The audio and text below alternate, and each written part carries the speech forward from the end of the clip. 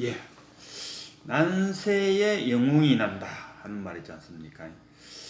지금 국회에서 국감이 실행되고 있고, 그 난세라 하면은 윤석열 대통령이 지금 어려움에 처해져 있다.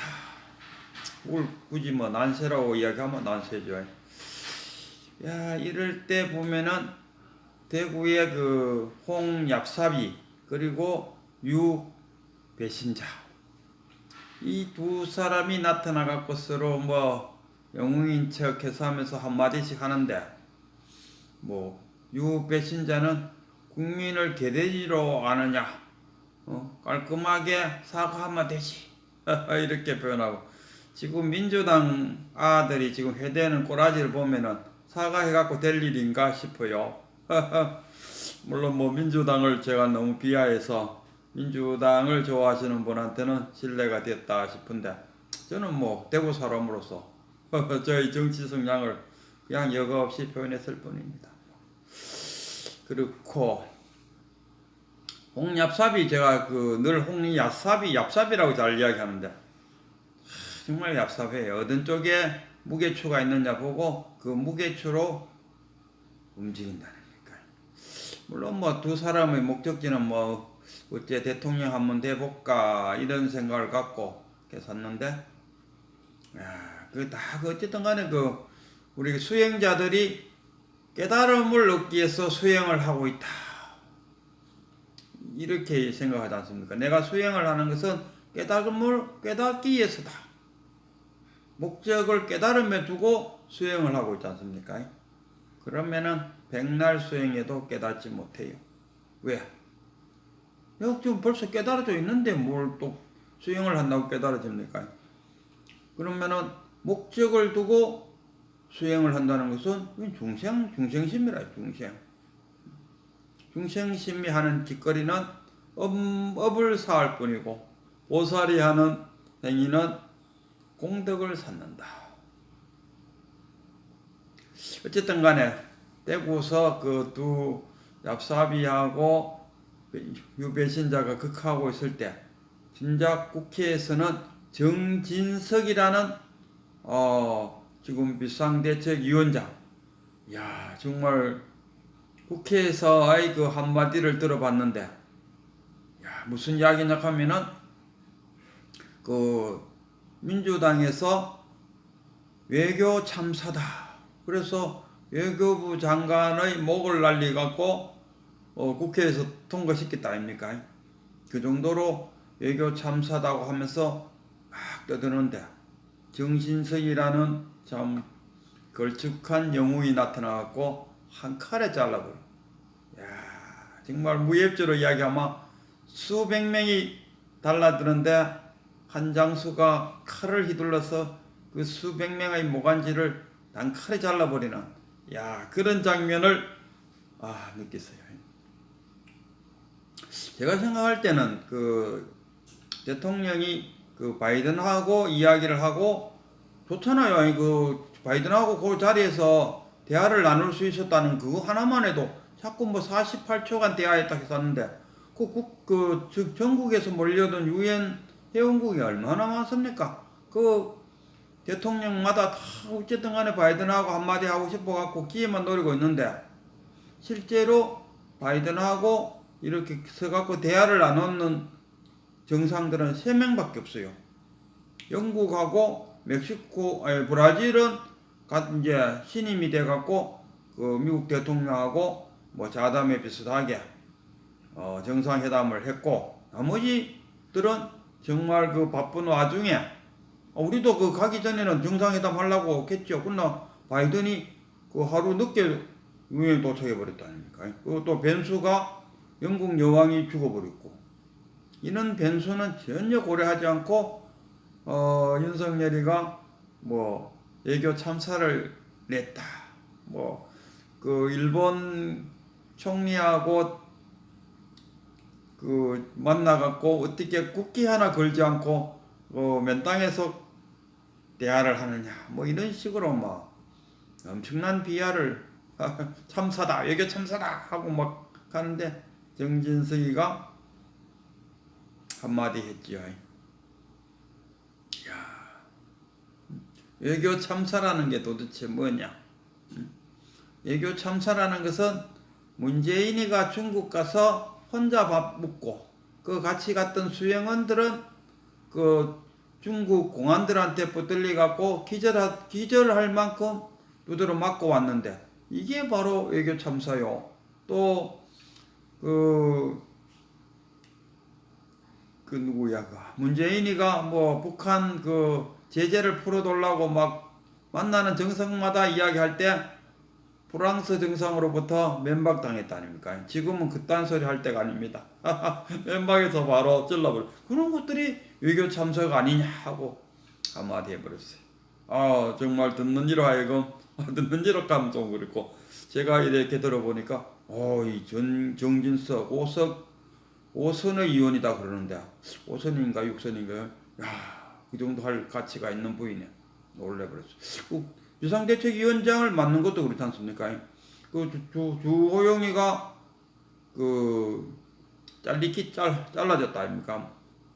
그래서 또 누구야? 이준석이가 소급법 위반이다 해서 올렸다 아닙니까? 그래서 잘리켰고 또 정진석이가 되면은 또 똑같은 걸 지금 올려놨다 아닙니까? 또 소급법은 위반이다, 위헌이다라는 것을 판결되면 또 모간지가 잘려. 정준석이 그렇습니다. 내 비록 모간지가 잘리는 한이 있더라도 이 위급한 시절에 내가 총대를 매겠다. 대단해서 그것도 해도 정준석이 괜찮나 했는데 5불에 국회에서 한마디 하는 거. 정말 듣는 이로 하여금 속 시원한 한마디. 저는 윤 대통령이 그때 그 장면을 자세히 봤어요. 그 상황이 말을 잘 알아듣지 못할 때는 그 상황을 한번 잘 보면 알아요.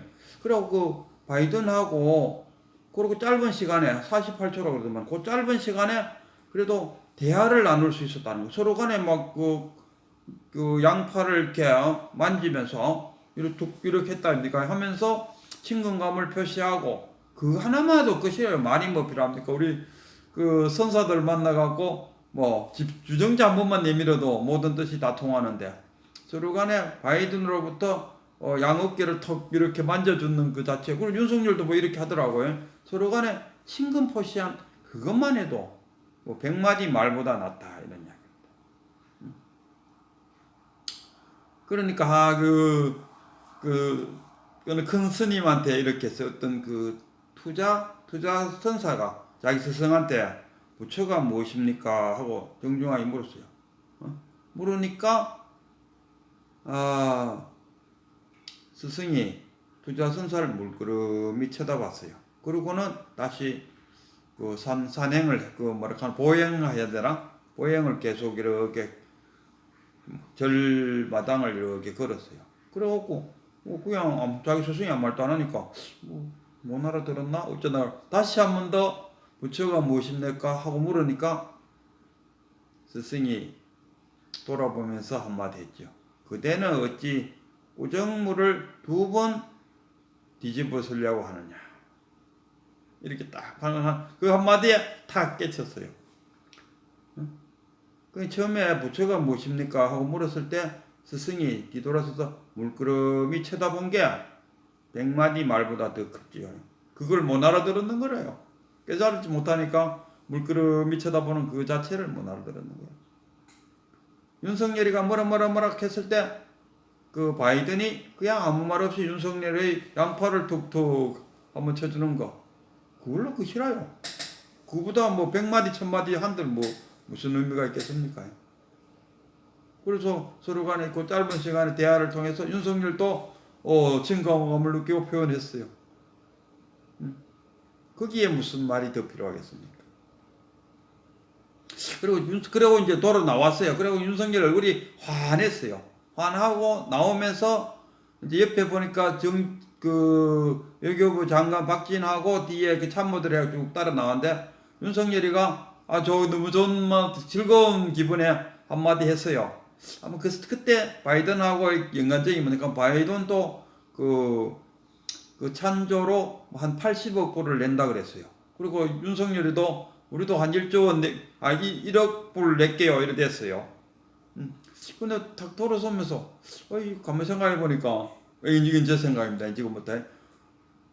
국회에서 쟤들이, 우리 경상도 말로 쟤들이, 자들이, 뭐 이러잖아요. 그리고 국회에서 쟤들이 승인하지 않으면은, 바이든에게 쪽팔리겠는데, 국회에서 쟤들이 승인하지 않으면은, 바이든한테 쪽팔리겠는데, 저는 이렇게 표현했다. 그는 그 비서들은 간혹 윤석열이 참모들은 날리면 이러는데, 날리면으로 들어보려고 하면 예를 들어서도, 물론 들으려고 하면 들리죠. 그렇게 또 들릴 수 있어요. 날리면, 발리면, 이렇게 하는데, 내가 한 들어도 첫자가 바자 같았어요, 봐. 그래서 바이든이라고 해서 바이든하고 만나없으니까 바이든이라고 말했을 것 같아요. 그래서 정확한 표현을 따라 하면 국회에서 쟤들이 승인해주지 않으면 뭘 승인하는가 하면 1억 불을 내겠다는 그 돈을 국회에서 승인하지 않으면은 그 승인 만약에 안 했다 하면은 대통령이 참 누구한테 쪽팔립니까? 바이든한테 쪽팔린다 아닙니까? 그래서 나는 내가 듣고 내가 그 사항을 판단해 볼 때 국회에서 쟤들이 승인해주지 않으면 바이든에게 쪽팔리겠는데 요렇게 표현하지 않았겠나? 저는 이런 생각합니다. 어떻게 근데 정확하게 들리는 국회 쪽팔린 요거는 정확하게 첫자가 바자 같았어요. 내가 그랬고 바자에다 그 관심을 두고 딱 들을 때 바이든에게 쪽팔리겠는데 저는 누가 나한테 물어서 당신은 어떻게 들었습니까? 하면은 바이든한테 쪽팔리겠는데 라고 들었다고 나는 말하고 싶어요. 그리고 국회에서도 그 참모들도 그렇게 언급을 해줬으면은 좀 더 그 바자라는 물론 바이든은 벌써 그 세뇌돼 갖고 바자로 들릴 수도 있고 날리면이라고 할 때 날짜도 돼요. 사람들은 어쩝니까? 중생들은 사람들 가지 말고 중생심으로 들을 때는 자기가 듣고 싶은 대로 들린다. 볼 때는 보고 싶은 대로 보인다. 이런 말을 해주고 싶어요. 보이는 대로 보인다 하니까 생각나는데, 우리가 하두를 들고 참구를 한다. 그래갖고, 부모에게 나기 전에 어떤 것이 참나이든고, 부모에게 나기 전에 어떤 것이 참나이든고, 이 하두를 들고 끝없이, 참고하면은 나중에 의정에 빠져갖고, 의정 속에 있다가 다 깨친다. 이렇게 표현하는데, 어떤 분 이야기로는 그게 사고다. 할구가 되지 못한다. 저는 이런 생각을 가져요. 참고를 하는 데는 어디에 가서 조용한데 이런데 실생활에서 참고를 해야 된다. 그런 생각이에요. 우리가 참고를 해서 깨치는 방법에는 듣는 거와 보는 것, 물론 촉감으로도 되고, 대체로 보면은 가장 많이 잘 이루어지는 게 소리로서, 그리고 보는 것으로서. 예를 들어 갖고 촛불이 있다. 아니면 그냥 촛불 아니라도 내 앞에 시계가 있다. 저는 시계를 내가 지금 보고 있다. 내가 보고 있다는 게 이게 뭡니까? 자각이잖아요. 우리가 아무 생각이 없어도 우리가 숨은 계속 쉬고 있어요. 그러나 내가 자각하게 되면서 내가 숨을 쉬고 숨을 내뱉는구나. 이 자각을 탁 하는 순간에 내가 저 시계를 보고 있구나. 저 시계를 보고 있는데 저 시계를 보고 있는 자가 누구냐? 저기서 정각이 탁 일어난다. 거기서 참나가 보고 있구나. 안다. 그게 깨달음. 어디 깨닫는데 장소가 필요 없어요. 일상사는 사는데 밥을 먹다가도 어느 한 지점에 딱 거기 해인산매잖아요. 딱 한 개에 딱 집중한다. 어느 한 반찬에, 반찬에 딱 아니면 그 국에 빠져 있는 파리, 아니면 모기, 그거 하나 딱 집중한다는 거예요. 딱 집중하면서, 집중한다는 그 자체가 뭡니까? 자각이 일어났다는 거예요. 쉽게 말하면 발심.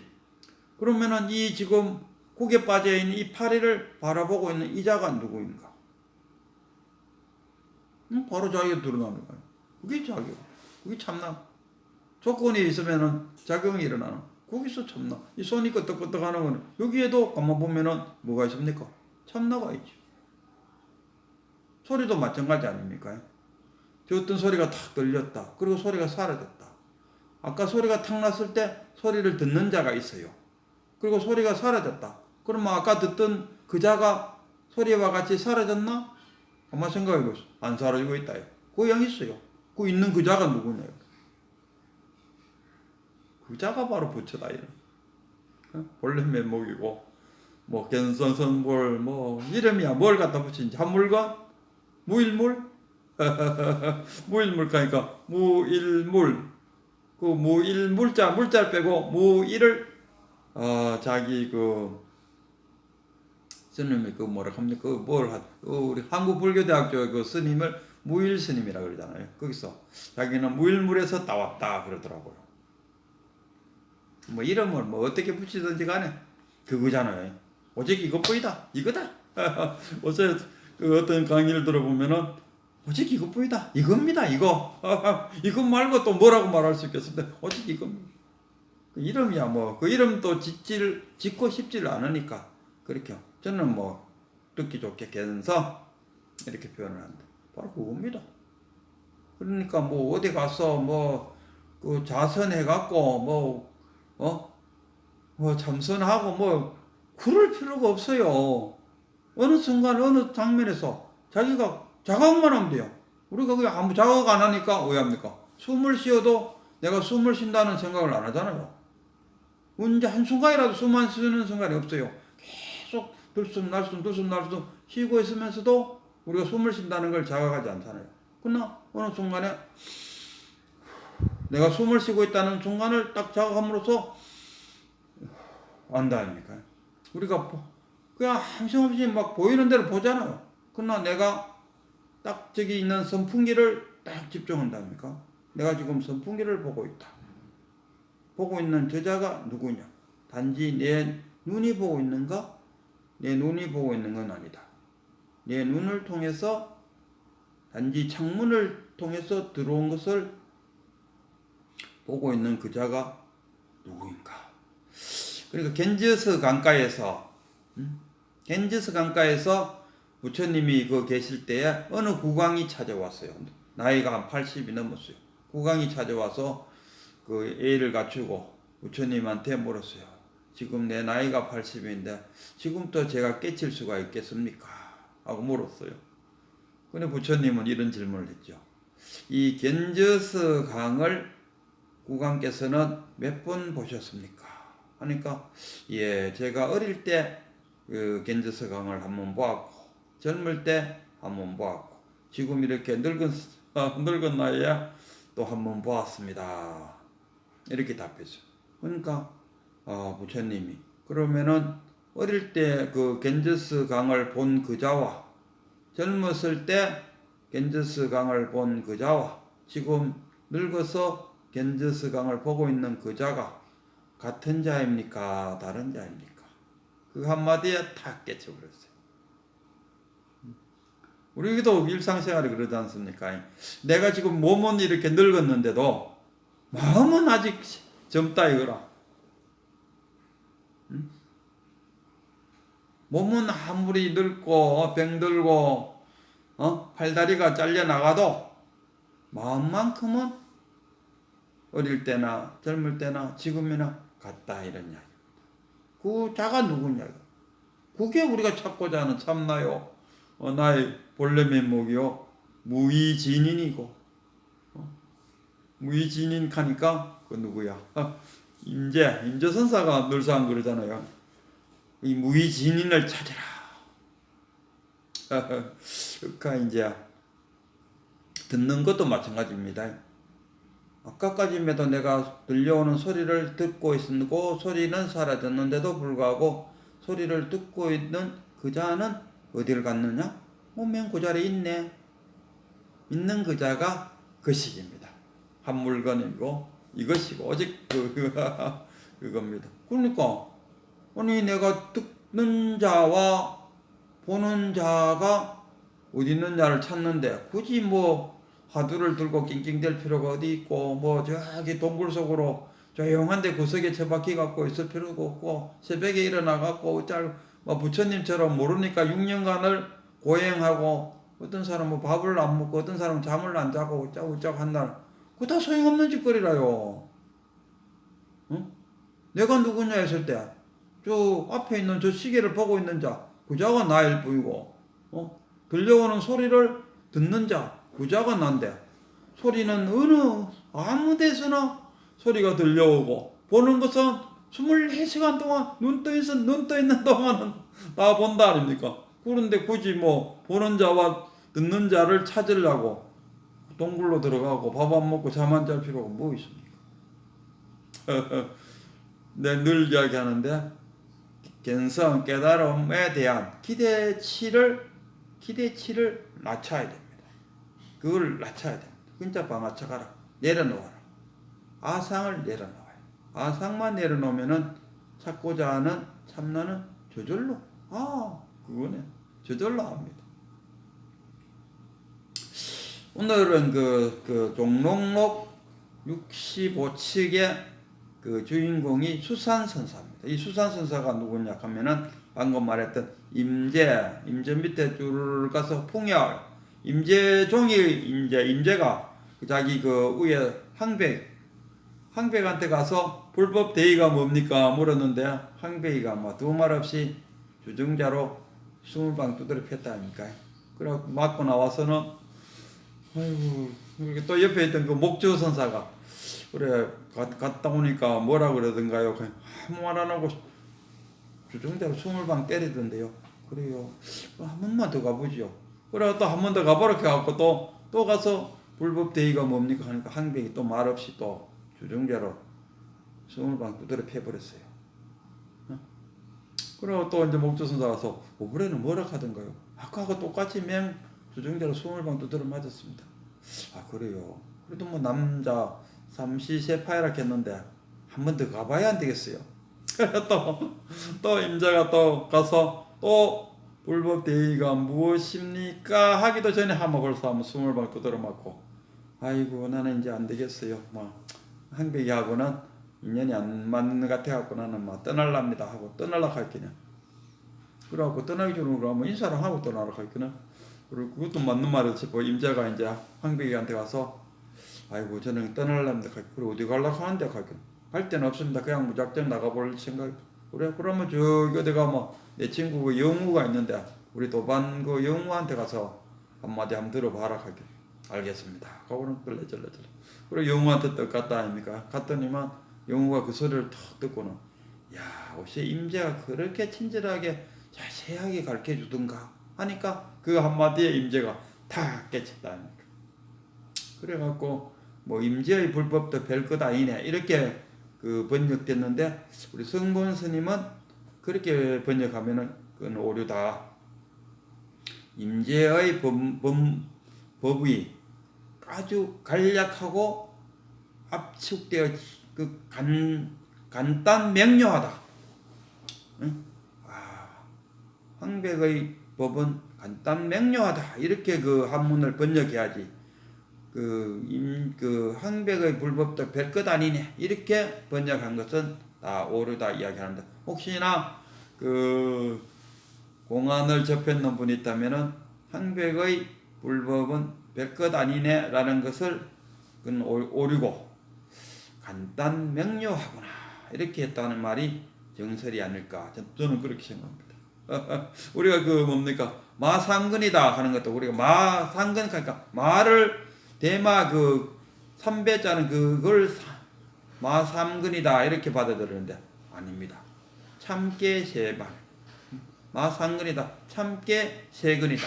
그때 마자가 참깨 마자라고 그러더라고. 그리고 또 조주의 뜰 앞에 잣나무다.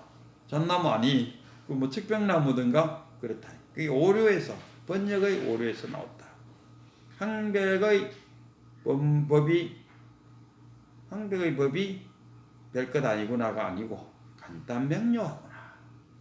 그래서 의등하는 임재가 이제 다 깨치고 꼭 임재종을 만들어 갖고, 근데 임재라는 분도 워낙 그 맑은 물이라서 그 제자들이 별로 안 모였어요. 맑은 물에는 고기가 못 산다고. 조주 밑에도 없어요. 사람도 별로 없었어요. 그러나 이쪽에 운문이라든가 설봉 이쪽에는 뭐 1500 대중이 모여들고 막 그랬는데, 조주는 하도 가난해갖고 밥 먹는 밥상에 다리가 부러졌는데 부지깽이를 끊어갖고 거기에 맞춰갖고 밥상 다리로 사용했다 할 정도로 궁핍한 생활을 했어요. 명성은 참 높았지만 절 살림살이는 형편이 없었다. 그 이유는 너무 사람이 맑았다. 맑았는 데는 고기가 못 산다. 하여튼 그래서 임재종을 만들어 놓고 몇몇 제자가 왔는데도 임재종이 풍성하게 번성을 하지 못하다가 풍열때에 와서 쫙 좀 번졌어요. 그래서 이 수산 선사는 누구냐 하면 이 풍열의 제자입니다. 쉽게 말하면 임재종이죠. 이 수산한테 어떤 스님이 와서 질문을 했죠. 부처가 무엇입니까? 이 부처가 무엇입니까는 정말 많은 말을 그 압축대가 있죠. 그 달마가 서쪽에서 온 이유 왜 왔습니까? 달마설레이. 달마가 서쪽에서 무슨 일로 왔습니까? 부처가 무엇입니까? 다 같은 얘기. 그럴 때마다 부처가 무엇입니까 했을 때 똥막대기다, 뭐 뜰 앞에 잣나무다, 마상근이다, 헛방이다, 뭐 별약이다 하죠. 또는 뭐 내가 발을 씻고 있다 뭐 했는데, 이 수산선사는 뭐라고 표현했까 하면 그 신랑 신부 할 때 그 신부가 말을 탔고 당나귀를 타고 그 시어머니가 꼬비를 잡고 그 당나귀를 끈다. 그게 부처라. 이렇게 표현했어요. 신부가 말을 타고 시어머니가 당나귀를 끈다. 노새를 끈다. 뭐 말을 끈다. 이렇게 표현했어요. 이런 법문을 그 운문한테도 가서 그때 누군가 물었죠. 부처가 무엇입니까? 그러니까 이렇게 부채질을 하다가 이 부채가 저기 도래천까지 올라가서 거기 제석천의 콧구멍에 탁 낑기고 하니까 문화로 들었어. 물동아에 있는 기라. 그래서 다시 한마디 더 하죠. 동해바다에 잉어를 한 방 때려드리면 벌쩍 뛰는 그 순간에 하늘에서 양동이로 물을 퍼붓듯이 하늘에서 그렇게 물이 쏟아졌다. 그래도 못 알아들어. 이게 그 사량 분별을 뛰어넘는 기상천외의 법문이라고 그러더군요. 뭐라 하면은 벌써 또 거기에 사량 분별을 들어간다 아닙니까? 그래서 굳이 선사는 불법이 무엇입니까? 하면 큰 스님들은 주정자를 툭 내밀고 쿵 이걸로 오늘 나의 법문은 끝이 났다. 그러나 무슨 말인지 알아듣지 못하는 중생들을 위해서 내 허물인지도 알지만은 한마디 보태야겠다. 이 말이 그 인만연막 개구직착이라는 것은 알지만은 그러나 말을 통해서 법을 전하지 않을 수 없다 아닙니까? 말을 안 하고 어떻게 법이 전해지느냐. 비록 내 눈썹이 다 빠지는 한이 있더라도 말을 한다는 것은 벌써 개구일착이잖아요. 중국 속담에 거짓말 많이 하면 눈썹이 빠진다더구만요. 말을 하다 보면은 어떻게 거짓말이 안 될 수가 없다. 그걸 갖다가 거짓말을 안 하고 뭐 방편이라 그러지. 방편. 방편. 얘들아, 내가 너희들을 태워줄 흰 소가 이끄는 마차를 가지고 나왔으니까 얼른 나왔나 하니까 애들이 좋아갖고 그 불난 집에서 쪼르르 나왔다 아닌가. 그걸 아들을 대상으로 거짓말 하노? 이렇게 표현하는 게 아주 하나의 불탄 집에서 구제주기 위해서 방편을 사용했다. 그리고 부처가 무엇입니까? 하고 물을 때, 저도 그랬죠. 큰 스님한테 우리 저기 경주의 백운함의 백운 스님을 이제 내가 부처님 오신 날 12월 동짓날 1년에 한 2번씩 뭐 매번 그러지는 못하는데 어쨌든 2번씩 찾아뵈려고 마음 먹고 있는데, 그걸 갈 때마다 뭐라고 하나 질문을 해갖고 스님으로부터 어떻게 답변하는지 하나 들어봐야지 하고 질문거리를 만들어 가요. 그래서 스님한테 이제 삼배하고, 스님은 뭐 하이고 한 번만 하면 된다 하는데, 그래도 저에게 법을 이어준 스님인데 싶어서 세 번째라고 탁 앉아갖고, 스님 이럴 때는 어떻습니까? 하고 질문을 하는, 딱 던지는 그 순간에, 물론 한 3개월 넘게 질문을 갖고 혼자서 많은 생각을 해봤다 아닙니까? 그리고 나서 스님을 탁 만나갖고, 스님 이런 건 어떻습니까? 하고 질문을 딱 던지는 그 순간에 그 답이 내한테서 탁 나와버렸어요. 그래서 질문하는 곳에 답이 있고, 답처에 질문이 있다. 이런. 부처가 무엇입니까? 하고 자기의 스승에게나 선지식한테 턱 던지는 것은 아무런 도움이 안 됩니다. 부처가 무엇인지에 대한 답을 그대가 내한테 주시오. 이거도 주면 뭐합니까? 주면 그것이 지식이 되지 지혜는 못 된다 합니까? 지식을 얻을 뿐이지 체득되지는 못한다. 깨달음이란 게 뭡니까? 체득이 돼야 되잖아. 내가 누구에게 부처가 무엇입니라고 물었는데 그 사람이 뭐라고 답을 준다. 그거는 내가 하나의 지식이 늘어났을 뿐이지 체득하고는 아무 관계가 없는 거죠. 그래서 수산 선사가 아예 사랑 분별을 못하도록 신부가 말을 타고 시어머니가 그 말을 끈다. 우리가 생각도 할 수 없는 상황적인 이야기를 탁 한다니까. 그게 사랑 분별이 들어가지 않는.